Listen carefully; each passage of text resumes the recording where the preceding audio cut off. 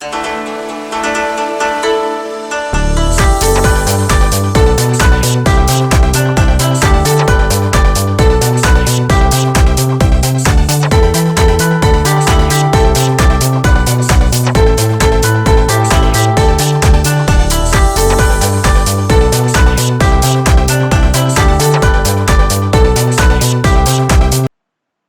morning, students.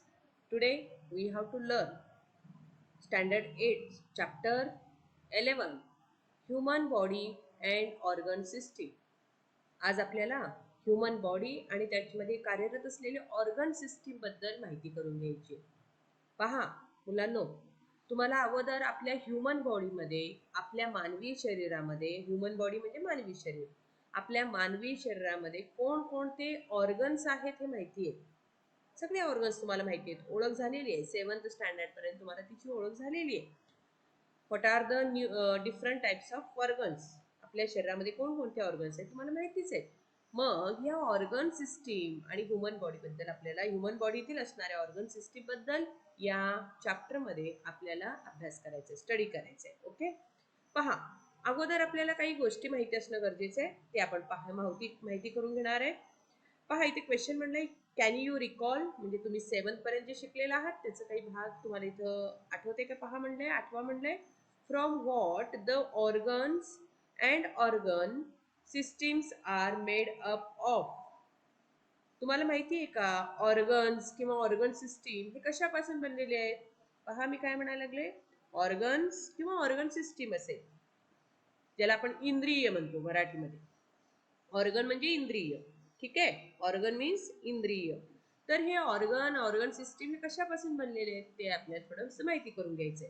काय आठवते का? पहा थोडंसं रिव्हिजन स्वरूपात मी सांगते. आपली ह्युमन बॉडी ही मेनली कशापासून बनलेली असते? तर ती असते बनलेली, ह्युमन बॉडी ही नेमकी कशापासून बनलेली असते? तर आपण थोडक्यात सांगू शकतो ती सेल पासून बनलेली असते. सेल, आपली ह्युमन बॉडी ही सेल पासून बनलेली. तर शब्द लिहिले पहा, our human body is made from cells. Okay, there are so many cells, भरपूर सेल्स आहेत. मग या सेल्स पासून ते बनलेले, मग हे अनेक सेल्स जेव्हा एकत्रित येतील, सेम फंक्शन करणारे अनेक सेल्स जेव्हा एकत्रित येतील, तेव्हा त्या सेल पासून काय तयार होतात? टिश्यू तयार होतात. टिश्यू लक्षात घ्या, टिश्यू तयार होतात. सेम फंक्शन करणारे टिश्यूज एकत्रित येऊन काय तयार होतं? ऑर्गन तयार होतं. ओके, सेम फंक्शन करणारे टिश्यूज एकत्रित येऊन इथं ऑर्गन्स तयार होणार आहे. आणि ऑर्गन्स एकत्रित येऊन काय तयार होईल?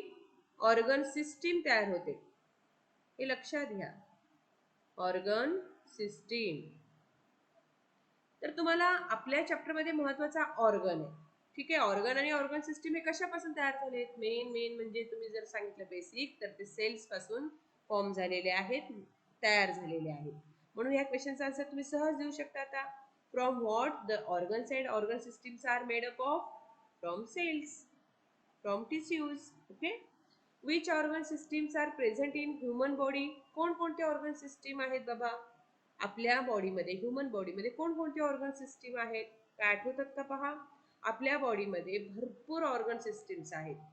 रेस्पिरेटरी सिस्टीम आहे, डायजेस्टिव्ह सिस्टीम आहे, एक्सक्रीशन सिस्टीम आहे, पचन संस्था ज्याला म्हणतो. डायजेस्टिव्ह सिस्टीम मीन्स पचन संस्था, एक्सक्रीटरी सिस्टीम मीन्स उत्सर्जन संस्था, शरीराबाहेर टाकू पदार्थ आपण बाहेर टाकतो, ओके नाही. आणि जर आपण म्हणलं रेस्पिरेटरी सिस्टीम मीन्स श्वसन संस्था. असे अनेक संस्था, असे अनेक ऑर्गन सिस्टीम्स आपल्या बॉडीमध्ये हे कार्य करतायत. हे लक्षात घ्या. देर are so many organ systems in our human body. Okay, थोडक्यात मी ते सांगितलेलं. आता थोडंसं आपण त्याच्या पुढे जाणार आहे, ठीक आहे. हे सगळं लास्ट इयर म्हणजे 7th पर्यंत पाहिलेलंच आहे, तेच बघूया.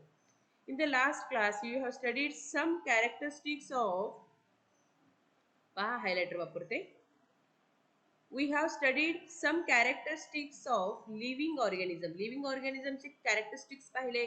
मूवमेंट असेल, रेस्पिरेशन असेल, ओके, एक्सक्रिशन असेल, हे सगळे लिव्हिंग ऑर्गॅनिझमचे काय आहेत, कॅरेक्टरिस्टिक्स आहेत, लक्षण आहेत. आपण living organism and non living organism मध्ये जर कंपॅरिझन केलं तर लिव्हिंग ऑर्गॅनिझम मध्ये हे सगळे सिस्टीम्स तिथं काम करतायत, तिथे सगळे कॅरेक्टरिस्टिक्स तुम्हाला दिसून येतील. All the vital processes which are essential properties of living being साठी ते जे इसेन्शियल प्रॉपर्टीज आहेत ते सगळे महत्वाचे आहेत, are collectively called as life processes. एकत्रितपणे आपण त्याला लाईफ प्रोसेसेस म्हणणार आहे. आपल्या बॉडीमध्ये अनेक लाईफ प्रोसेसेस चालू आहेत जे खूप इसेन्शियल आहेत, आपल्या बॉडीमध्ये होणं खूप गरजेचे. त्याला एकत्रितपणे काय म्हणायचंय, collectively called as life processes. Therefore life प्रोसेसची डेफिनेशन आपण लिहू शकता. आता तुम्ही काय करायचंय, नोटबुकमध्ये सेल हा पॉइंट लिहून काढायचा आहे, त्यानंतर लाईफ प्रोसेसची डेफिनेशन लिहायची. ओके, लाईफ प्रोसेस डॅश करून त्याची डेफिनेशन लिहायची. काय येणार डेफिनेशन सांगा, all the vital processes which are essential properties of living beings are collectively called as life processes. Okay, second point तुमच्या नोटबुकमध्ये हे नोट डाऊन करायचं आहे. ओके, ते तसंच काय काय लिहायचं हे थोडेसे पॉइंट्स लक्षात घेत चला. लाईफ प्रोसेसची डेफिनेशन लिहून झाल्यावर आपण पुढे बघूया. लाईफ प्रोसेसेस कळाले, which are essential properties of living beings. आता हे लाईफ प्रोसेस नंतर आपण त्याच्या नेक्स्ट पार्टकडे जाऊयात. Which process occur in our body during sound sleep. पहा, तुम्ही सांगू शकता का असं विचारलं, can you tail which processes occur in our body. आपल्या बॉडीमध्ये असे कुठले प्रोसेसेस चालू आहे झोपल्यावर सुद्धा आपल्याला.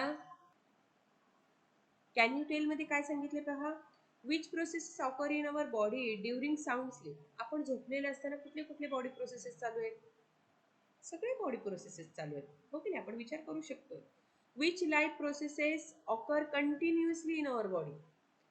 आता सगळ्यात पुन्हा तेच नाव येणार, सगळे लाईफ प्रोसेसेस हे चालू असणार आहे, कंटिन्युअसली आपल्या बॉडीमध्ये चालू असणार आहेत, हे लक्षात घ्या. म्हणजे लाईफ प्रोसेसेस किती इसेन्शियल आहे ते तुमच्या लक्षात येईल. त्यानंतर आपण पुढे जाऊयात. पहा इथे काय म्हणलंय, different organs in our body are working in group so as to smoothly carry out various life processes. आपल्या बॉडीमध्ये ना मुलांनो सगळे लाईफ प्रोसेसेस खूप छान स्मूथली कॅरी आउट व्हायला लागले, एकमेकांवर अवलंबून आहेत व ते सगळे एकमेकांवर अवलंबून असले तरी खूप स्मूथली ते चालू आहेत, हे लक्षात घ्या. असं होत नाही की बाबा श्वसन चालू आहे तर तुमचं पचन कमी होईल किंवा पचन बंद पडेल, असं नाही होणार. तर तुम्ही जेव्हा रेस्पिरेशन करता, जेव्हा श्वसन क्रिया करता, तेव्हा तुमचं डायजेस्टिव्ह सिस्टीम पण चालूच राहणार आहे. ओके, एक्सक्रिशन सिस्टीम पण चालूच राहणार आहे, हे लक्षात घ्या. सगळे लाईफ प्रोसेसेस एकमेकांवर डिपेंडेंट आहेत आणि ते एकमेकां जरी डिपेंडेंट असले तरी ते स्मूथली कॅरी आउट होतात, हे आपल्या बॉडीचं वैशिष्ट्य आहे, मुलांना लक्षात घ्या. These life processes takes place in various steps. खूप स्टेप्समध्ये होतात, ते बघणार आहेत आपण step by step. Specific organs carry out the specific steps. काही विशिष्ट ऑर्गन हे विशिष्टच काम करणार बरं का, असं काही सगळंच काम करू शकेल असं नाही. काही काही ऑर्गनला एक एक एक एक एक त्याचे काम ते आहे तेच करणार आहे. ओके, ग्रुप ऑफ ऑर्गन्स, आता सांगितले तुम्हाला, group of organs called as organ system working together to perform a specific function is called as organ system. पहा, म्हणजे थर्ड डेफिनेशन तुम्हाला लिहायची आता लाईफ प्रोसेस नंतर तुमच्या नोटबुकमध्ये कशाची डेफिनेशन लिहिणार आहे, ऑर्गन सिस्टीम. नोट डाऊन करायचं आहे आणि व्हिडिओ पाहता पाहता हे सगळं काम तुमचं चालू असायला पाहिजे, पॉज करणे आणि त्या डेफिनेशन लिहून काढणे. ओके, निदान हेडिंग तरी लिहून ठेवा, नंतर नोटबुक उघडून तुम्ही ते कव्हर करू शकता, कंप्लीट करू शकता. ओके, थर्ड आपली डेफिनेशन आली आता, organ system. What is mean by organ system, organ group of organs working together to perform a specific function. ठराविक काम करण्यासाठी अनेक ऑर्गन एकत्रित येतात आणि ऑर्गन सिस्टीम तयार होते, लक्षात घ्या. ठराविक काम करण्यासाठी अनेक ऑर्गन्स एकत्रित येणार, एकत्रित काम करणार, त्यांना म्हणायचं ऑर्गन सिस्टीम. ओके, डेफिनेशन समजली. Various organ systems like digestive, आता सांगितलंय. ऑर्गन सिस्टीम कोणकोणते आहेत आमच्या बॉडीमध्ये? डायजेस्टिव्ह सिस्टीम आहे, रेस्पिरेटरी, सर्क्युलेटरी. सर्क्युलेटरी म्हणजे पूर्ण बॉडीमध्ये ब्लड हे सर्क्युलेट होत असतं, पूर्ण बॉडीमध्ये फिरत असतं ब्लड, हो की नाही, हार्टच्या पंपिंगमुळं. हे लक्षात घ्या, थोडक्यात सांगाने मी. तर हार्टच्या पंपिंगमुळं पूर्ण बॉडीमध्ये ब्लड हे सर्क्युलेट होतं, ह्याला म्हणतात सर्क्युलेटरी सिस्टीम.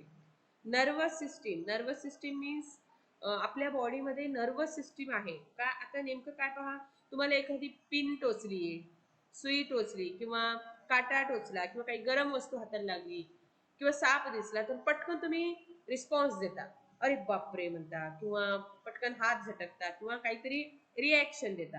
मग हे कशामुळे शक्य आहे? असं काही झालंय का हो? तुम्हाला टाचणी टोचली किंवा सुई टोचली आणि काटा टोचलाय, तुम्ही काही रिप्लाय दिलेला नाहीये, असं कुठलाच व्यक्ती नाही. तो रिप्लाय न देणारा व्यक्ती पुन्हा वेडसर मध्ये जातो. तर तुम्ही लगेच रिप्लाय काय करताय, पटकन हात झटकता, तुम्ही काहीतरी मुवमेंट करता तुमच्या सेफ्टीसाठी. मग हे कशासाठी शक्य आहे? तर नर्वस सिस्टीम मुलांना लक्षात घ्या. तुमच्या एक उदाहरण दिलं, एक काटा तुमच्या स्किनला टोचली, तर तो जे मेसेज आहे, काटा टोचल्याचा मेसेज हा अगदी क्षणामध्ये, अगदी अगदी थोड्या वेळामध्ये ती स्किनच्या टच मध्ये असलेल्या नर्वस मार्फत ती ब्रेन पर्यंत जाते, मेंदू पर्यंत जाते, आणि मेंदू पर्यंत गेल्यावर मेंदूला कळतं की बाबा काटा टोचलेला आहे. मग मेंदू पुन्हा एक ऑर्डर देते, पटकन हात बाजूला झटक, असं रिप्लाय करते, आणि पटकन क्षणात पुन्हा मेसेज येतो, आणि आमच्या हाताला मेसेज काय आला की हात बाजूला घे, पटकन रिॲक्शन दिलो, काहीतरी रिॲक्शन आपण देतो. असे भरपूर रिस्पॉन्सेस आहेत. मी एक जस्ट उदाहरण दिलं की नर्वस सिस्टीम आपल्या बॉडीमध्ये मग सतत चालू आहे की नाही? सतत चालू आहे, हो का नाही? नर्वस सिस्टीम ही सतत चालू असते. Excretory system, excretory system means टाकाऊ पदार्थ बाहेर टाकणे.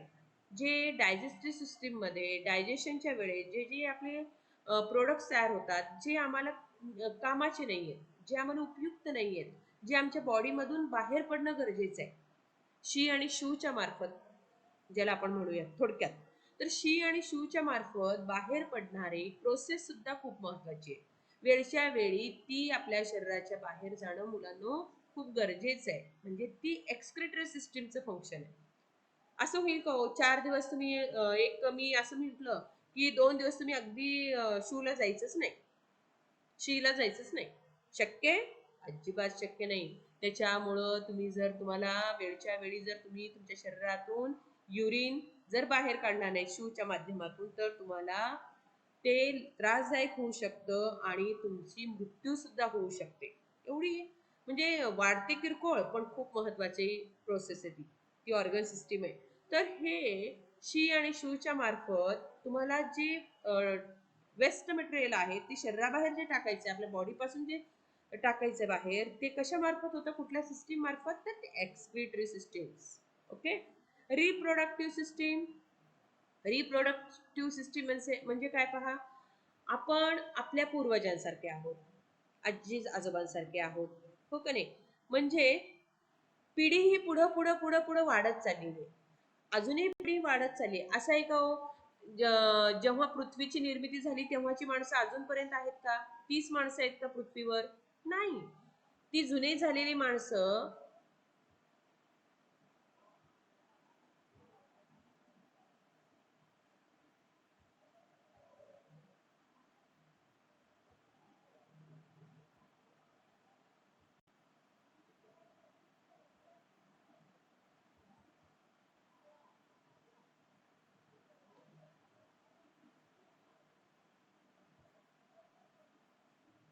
त्यानंतर आपण बघतोय रिप्रोडक्टिव्ह सिस्टीम.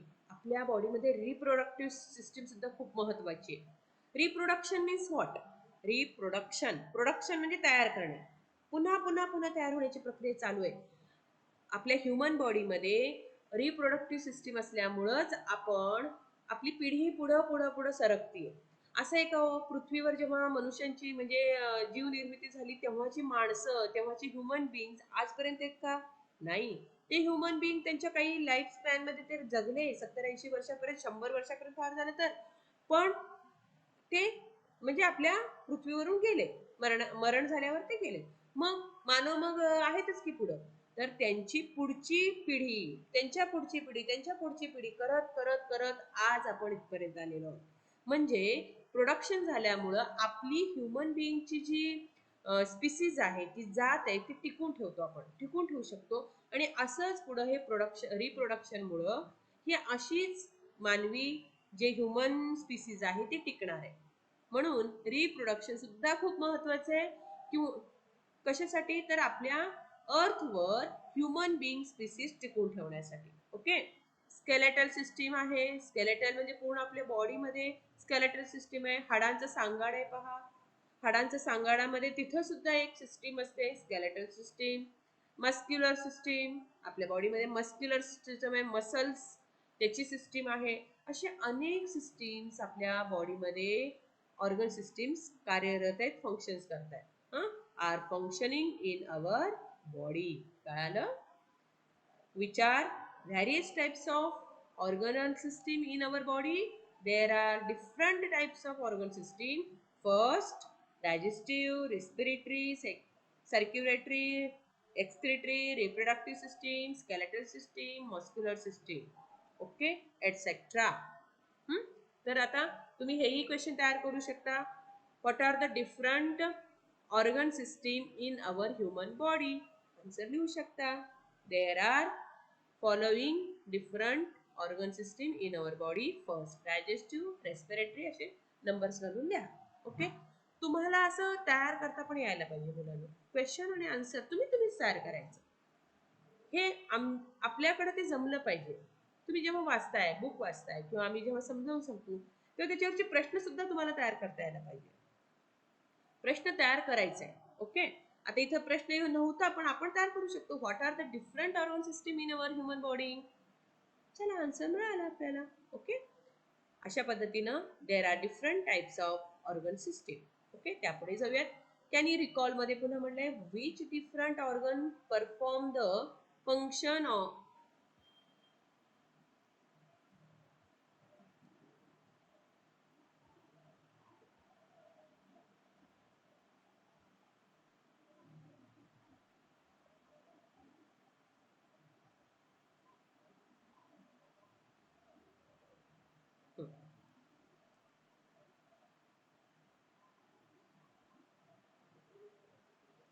पहा, कॅन यू रिकॉल मध्ये पुन्हा काय विचारलंय?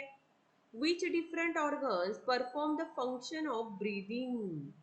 ब्रीदिंग फंक्शन मध्ये कोणकोणते ऑर्गन्स काम करतायत विचारले तुम्हाला. तुम्हाला बऱ्यापैकी माहित पण आहे.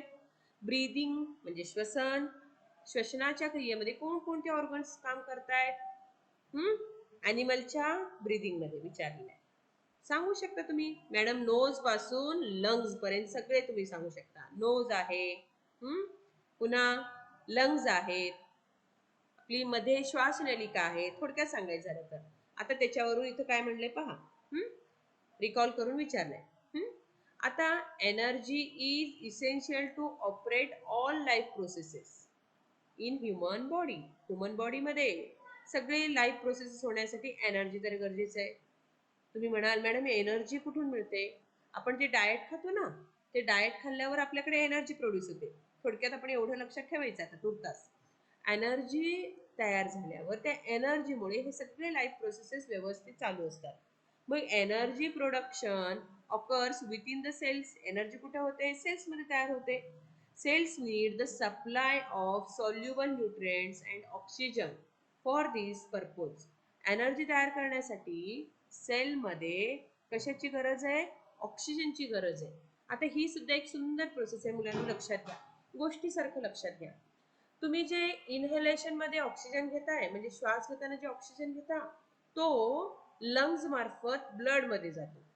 ब्लड मार्फत फिरत फिरत ब्लड सगळीकडे फिरत असतं. ते ब्लड मार्फत सेल पर्यंत जाऊन पोहोचतो आणि सेल मध्ये गेल्यावर मायटोकॉन्ड्रिया जे आहेत, आपण सेल ऑर्गनल्स पाहिलेले आहेत.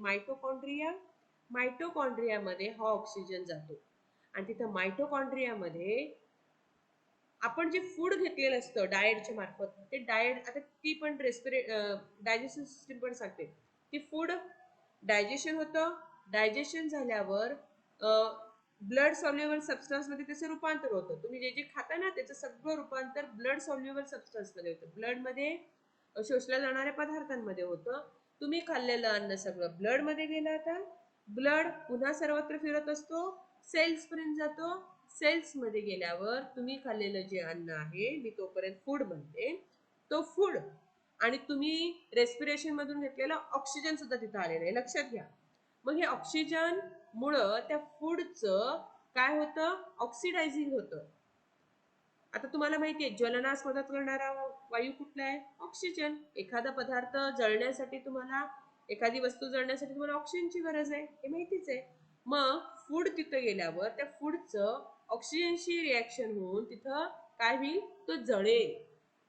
आता मी बर्निंग होईल त्याचं, थोडक्यात मी असं सांगायले की बर्निंग झालं, थोडंसं जळेल. तुम्ही म्हणाल मॅडम आग लागेल का तिथं, नाही, अगदी मंद असं ज्वलन होतं तिथं, बर्निंग होतं. बर्निंग झाल्यावर त्या बर्निंग मधून एनर्जी तयार होते एटीपीच्या फॉर्म मध्ये. कशाच्या फॉर्म मध्ये, अशी आग लागत नाही, आगीच्या स्वरूपात नाही, तर थोडस आपण विचार करायचा, एनर्जी तयार होणार आहे. कशाच्या फॉर्म मध्ये, केमिकल सबस्टन्स मध्ये मिळते, एटीपीच्या स्वरूपामध्ये. एटीपी वगैरे आपण थोडस मागच्या टॉपिक मध्ये पाहिलंय. एटीपी ऍडिनोसिन ट्राय फॉस्फेट त्याचं लॉंग फॉर्म आहे. त्या एटीपीच्या स्वरूपात तुम्हाला एनर्जी मिळते आणि हीच एनर्जी आमच्या बॉडीमध्ये गरजेची आहे. आणि ही एनर्जी तुम्हाला चांगली मिळाली तर तुम्ही सगळे क्रिया व्यवस्थित करू शकता. जर तुम्हाला जेवणच नाही मिळालं, अन्नच तुम्ही नाही खाल्लात, तर तुमच्या शरीरामध्ये एनर्जी राहत नाही. उपासाच्या काळामध्ये एनर्जी राहते का आपल्या शरीरामध्ये, राहत नाही. कारण काय, तुमच्या तुमच्या बॉडीला, सेलला फूडच मिळालेलं नाहीये. फूड न मिळाल्यामुळे नुसतं ऑक्सिजन उपयोगाचं नाहीये ना. तिथे ऑक्सिजन आहे, तुम्ही इनहेलेशन करताय, रेस्पिरेशन करताय, पण ऑक्सिजन जरी असला तर तिथे फूड आहे का, बर्निंग साठी नाहीये. म्हणून फूड सुद्धा तेवढंच महत्वाचं आहे. फूड असेल तरच फूडचं बर्निंग होतं, ज्वलन होतं आणि त्याच्यामध्ये एटीपीच्या फॉर्म मध्ये एनर्जी मिळतं. ह्या सगळ्या प्रोसेसेस मुलांना असे लक्षात ठेवायचे, गोष्टीच्या स्वरूपात लक्षात ठेवा, तुम्हाला अगदी सोपं समजेल. ओके. तर cells need the supply of soluble nutrients. Soluble nutrients म्हणजे काय, ब्लड सॉल्युबल, जे आपण न्यूट्रिएंट्स म्हणजे फूडच्या मार्फत घेतो. आणि oxygen for this purpose, energy creation करण्यासाठी सॉल्युबल न्यूट्रिएंट्स लागतात आणि ऑक्सिजन, आणि तिथं एनर्जी क्रिएशन होते. This supply takes place with the help of respiratory and circulatory. पहा, रेस्पिरेटरी सिस्टीम काम केलं, आता किती सिस्टीम काम केले बघा इथं. ऑक्सिजन जाण्यासाठी रेस्पिरेटरी सिस्टीम लागली, ते ब्लड थ्रू पूर्ण सेल्स पर्यंत पोहोचवण्यासाठी सर्क्युलेटरी सिस्टीम उपयोगात आली. आणि डायजेशन सिस्टीम पण आलीच की. तुम्ही अन्न जे खाताय ते अन्न सुद्धा डायजेशन झाल्याशिवाय तुम्ही ते ब्लड मध्ये मिसळू शकत नाही. म्हणून डायजेस्ट, 3 सिस्टीम्स इथं कार्य केले पहा, एकमेकांवर अवलंबून आहेत. तिन्ही सिस्टीम खूप स्मूथली काम करतायत, एकमेकांना डिपेंडेंट आहेत. तर अशा पद्धतीनं दिस सप्लाय टेक्स प्लेस, एनर्जी कशा कशामुळे शक्य झाली, रेस्पिरेटरी आणि सर्क्युलेटरी. रेस्पिरेशन मग आपल्याला तिथं या चॅप्टर मध्ये पाहायचंय. पहा मुलांनो, हे सगळे लाईफ प्रोसेसची थोडक्यात ओळख इथं सांगितलेली. ठीक आहे. आता आपल्याला या चॅप्टर मध्ये काय महत्वाचं शिकायचं ते पहा. आपल्या या चॅप्टर मध्ये एनर्जी कुठल्या प्रोसेस मुळे तयार होते, तर रेस्पिरेटरी सिस्टीम मुळे आणि सर्क्युलेटरी सिस्टीम मुळे. म्हणून आपण या दोन, आणि डायजेस्टिव्ह सिस्टीम जी आहे ती आपण 10th ला बघणार आहे. 9th आणि 10th ला आपण पुढचे सिस्टीम्स म्हणजे लाईफ प्रोसेसेस पाहणार आहे. आपण तुर्तास या इयरला 8वीला रेस्पिरेटरी सिस्टीम आणि सर्क्युलेटरी सिस्टीम वर भर देणार आहे. ठीक आहे. रेस्पिरेशन म्हणजे काय आपण स्टार्ट करणार आहे. ठीक आहे, पाहायचं मग what is mean bye respiration. पहा, रेस्पिरेशन मध्ये कुठले कुठले स्टेप्स होतात ते सगळं आपल्या डिटेल मध्ये पाहायचंय. रेस्पिरेशन,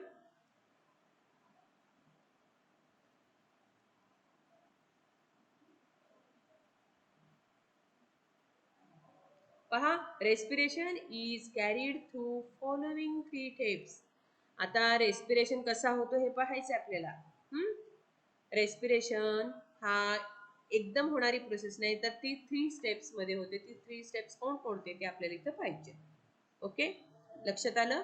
आपण नेक्स्ट व्हिडिओमध्ये रेस्पिरेटरी सिस्टीम ही कशी कार्यरत होते, त्याचे स्टेप्स कुठले ते पाहणार आहोत. तर या व्हिडिओमध्ये एवढेच. तर या व्हिडिओमध्ये जेवढे भाग आपण शिकवलेले आहेत तेवढे भाग तुमच्या नोटबुकमध्ये नोट डाऊन करा. कुठल्या कुठल्या डेफिनेशन लिहायचे सांगितले ते लिहा, कंप्लीट करा. नेक्स्ट व्हिडिओमध्ये आपण त्याचा पुढचा पार्ट घेणार आहे. ठीक आहे, लक्षात आलं सगळ्यांना एवढे मुद्दे? ठीक आहे, सगळ्यांना गुड बाय, टेक केअर.